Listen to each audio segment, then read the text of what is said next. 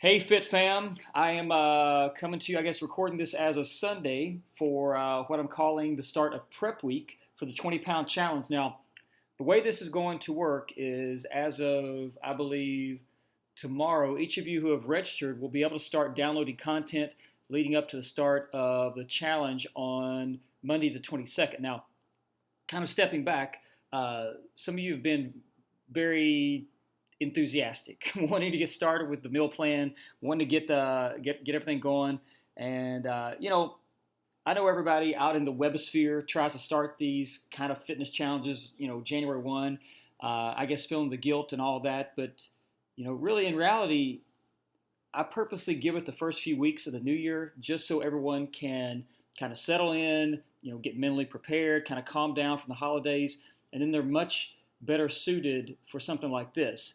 Um, and really, just one thing that's kind of that I've been more aware of, and in my own personal life is like stress. I mean, stress affects you in so many ways that you really don't realize. Like we normally just think about it as, oh, I'm stressed at work or something like that, but it impacts you hormonally in how you sleep, food cravings, digestive processes, insulin, on and on and on. And if you're coming out of the holidays and you're already stressed, and you add something like a low carb, low calorie diet and an intense workout routine on top of that, you're just setting yourself up to fail at some point. And using one of my favorite things, a sports analogy, you see baseball teams who have their star pitcher on a pitch count, or a football team that has their star running back on a carry count. And early in the season, if they don't watch it, that coach will just run that player into the ground. And so, in my own personal life and fitness, I see how significant managing stress is, and it's probably the most important part of losing belly fat. I mean, it really is. People don't think about that, but if you are stressed, you're not going to sleep well, you're not going to have energy, and you're going to have food cravings that you cannot stand up to.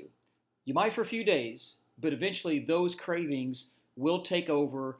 And I mean, stress is really kind of just this silent assassin that sabotages our fat loss. So, which is why when it comes to preparing this transformation challenge, such as this, I wanted to create something that was simple enough that each of you can do. And, my word for myself and for all of FastFit in 2018 is reasonable. Maintaining a reasonable approach to everything we do, reasonable workouts, reasonable lifestyle, reasonable in our nutrition. And, I'll admit when I was a younger trainer, I put people on these extremely strict diets, incredibly intense training programs, because I wanted to get the best results that I could squeeze out of them. And that was my mindset. And in a sense, it worked because I got some legendary results from people back then. It got me some notoriety. I had some before and after photos of some of those early clients that made the media, newspaper, TV segments, and such. But none of them, and I say none of them, I'd say probably the majority of them really couldn't sustain what I was asking them to do. They could do it for 6 to 8 weeks, but I mean, it was intense. It was too intense, and I've come to learn that I want the people that I work with now to get results, but to do it in a way that is, completely sustainable. Really, we're talking about for the rest of your life and all. So, in other words, I want to provide. I always think about this like, how can I provide you the least amount of exercise and the most anxiety-free nutrition that is possible and still get results, right? So with that, let's jump in here. First day of prep week. So now these are the 7 steps to success that I kind of selected out, and I've and none of them have anything to do with intense workouts. They're essentially what to do on the other 23 and a half hours of the day to maximize and optimize the effects of that 30-minute workout. And it's kind of hard to not start with the most obvious one, which is water. And in this case, I'm going to say hydration, which is different from drinking water. And I'll get literally dozens of people online or at the gym, and they'll tell me, "Oh, I drink plenty of water," and in their mind, they believe they are. The question is, are they hydrated? And that's what I'm going to try to kind of break down and dispel today. So let's get right into the matter.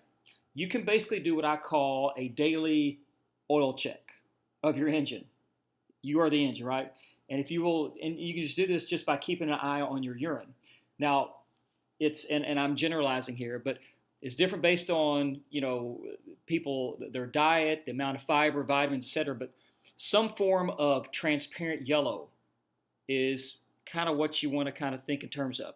If it's clear, and I'm talking crystal clear, then you are either probably drinking too much water, or your body is just not absorbing the water you're drinking, which can throw off your electrolytes in your body. It's kind of like a swimming pool that has a certain amount of chlorine in it. If you overfill the pool, it dilutes the chlorine and its effectiveness. So conversely, if your urine is, let's say, dark, then you're probably dehydrated. So that's just kind of one way of, and you don't have to check it every single time. I'm not saying that, but just kind of be aware of that's kind of what we're going for. I think there was an article in Time magazine that came out maybe last year, and it talked about how even modest dehydration, so not severe, but just being mildly dehydrated, affected people's mood, brain function, cognitive skills. People felt more fatigued. I mean, and this was just with mild dehydration. So most experts will say, 2 to 3 liters a day, and a lot of that is depending upon, your size, your activity level, how sweaty of a person you are, all that thing. So if you don't have enough water, then your blood can't properly circulate, and your blood is what delivers nutrition, which we're going to really dive into. It can't deliver nutrition to your muscles, and your muscles themselves and the tissues in your body, rather than being pliable, they can become stiff, and you lose cushioning in your joints, and you get aches and pains. You start to develop, you lose range of motion.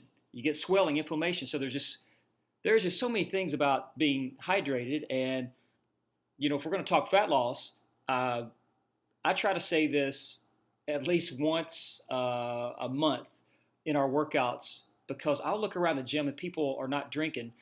And, studies have shown that as your body begins to convert fat to fuel, let's say in your workout, it basically dumps the fat in the blood. And if there's not enough water, your body will naturally just reabsorb the fat, which kind of makes all your effort and hard work kind of meaningless, which is why I say people should be sipping water throughout the workout. And again, I see this in our workouts. People will come in, they'll do 5 or 10 minutes of foam rolling, they'll do some stretching, they'll do some mobility work, they'll do a 30-minute workout. They've been in there 40, 45 minutes working hard. They haven't had a single drop to drink during the whole time. And I just know that it just kind of defeats what they're trying to do. So, and again, these things seem obvious, but I have friends of mine who are physical therapists who talk about when a client comes in complaining of something like low back pain, one of the first questions are, how much water are you drinking? Because their muscles and connective tissues, they kind of become like beef jerky when they're dehydrated. So we want 2 to 3 liters of water each day, but 1 to 2 cups of water at meals, because the reason this is significant is food has salt and electrolytes. Because if you're just drinking water without electrolytes, the water will just go right through you. And you want to take advantage of what you can get from foods. So 1 to 2 cups of water with each of your meals, and then 1 to 2 cups of water between meals. Because if you're just drinking water without food, you want to add either like an electrolyte mix or a pinch of salt, which will dramatically improve absorption. And that's what we're talking. Not just drinking water, but hydrating yourself. And I mean, for me, I'll add like an electrolyte tablet in a 1 liter jug, or a pinch of salt. Pinch of salt in a gallon of water, you're not even going to taste it. Which, if you are drinking water and it's going right through you, it's actually making you more dehydrated. If you think about it, like if you're drinking water and it's going right through you, you're diluting all the key minerals that put you, in a bad shape. You're kind of behind the 8 ball for your workout. So that's not what we want. And again, if you see these people like at work, they go to the water cooler and they're going to the bathroom every 30 minutes because the water literally is just going right through them. Now, so what I use Nuun, N-U-U-N. It's basically just flavored electrolyte tablets. They come in like 31 flavors. I'm a big fan of the They got, I think it's the watermelon. They got the fruit punch, citrus fruit, lemon lime. They used to make a killer one called Kona Cola. The best thing ever. It was like drugs, but they don't make those anymore. But just one little tip: they some of the tablets have caffeine, and I don't use any of the ones. I think it's called Noon Energy, and I don't use any of the ones of those because and I'm not anti-caffeine, but I like to limit my caffeine usage to pre-workout times. And if you're constantly getting caffeine, your body will become more and more desensitized to the effects of the caffeine. So I try to manage when I get caffeine because when I get it, I want to be able to use it. Another thing I like to drink around workout times is Propel. And also, I don't drink a whole lot of it, but I know like Powerade Zero. Both of those have electrolytes. They're good sugar-free options that you can do because sometimes water can be. They've done like these sports drinks. They've done studies. People have a hard time just drinking plain water, so you want to kind of flavor it up. But here's another key point. During your workouts, you want to drink 1 to 2 cups of cold water. Cold because this is going to help prevent overheating, and overheating is one of the biggest causes of decreased performance. I mean, if you think of like a car engine when it overheats, right? So the cold water aids in that, and then you also want to do 1 to 2 cups before and after the workout. Also, I get to the drinking of the plain water can be tough, but keep in mind also things like coffee, tea, club soda can add to your water goals, and also watery vegetables and fruits can also help. So bottom line, pounding electrolytes and water, just keeping that throughout the day, it's a game changer. And I really want you to take this and start applying it the minute that you get done listening with this. So I'm also going to put these in an infographic so you can kind of have and download and just some of the tips that we're going to be doing throughout the course of the week. So that kind of wraps up day 1 of Prep Week. Don't forget to register if you haven't already. And those that have, you'll be able to start downloading content as early as tomorrow or Tuesday. You'll also be added to our 20-Pound Challenge Facebook group. So phenomenal things are coming. I implore each of you to take the next 6 weeks seriously. Really, really apply yourself to what we'll be doing in the challenge. If you got questions, comment below, and I will see you back here tomorrow for day 2 of Prep Week. Take care.